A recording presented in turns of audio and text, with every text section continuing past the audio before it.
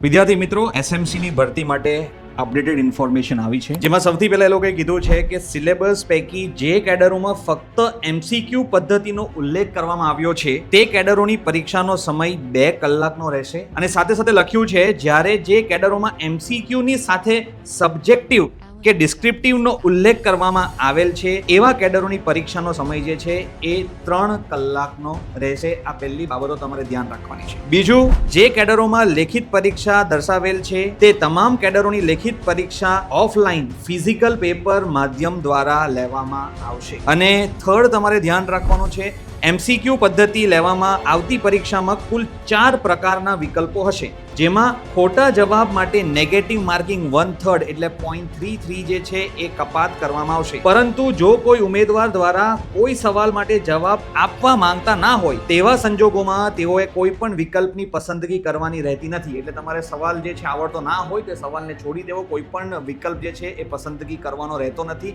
જો તમે એ સવાલ છોડી દેશો, કોઈ પણ તમે ત્યાં OMRમાં બબલ ના કરશો તો તમારો નેગેટિવ માર્ક રહેશે નહીં. અને લાસ્ટ વસ્તુ તમારે ધ્યાન રાખવાનું, ઉમેદવાર CCC કક્ષાની કમ્પ્યુટરની જાણકારી ધરાવતા હોવા જોઈએ.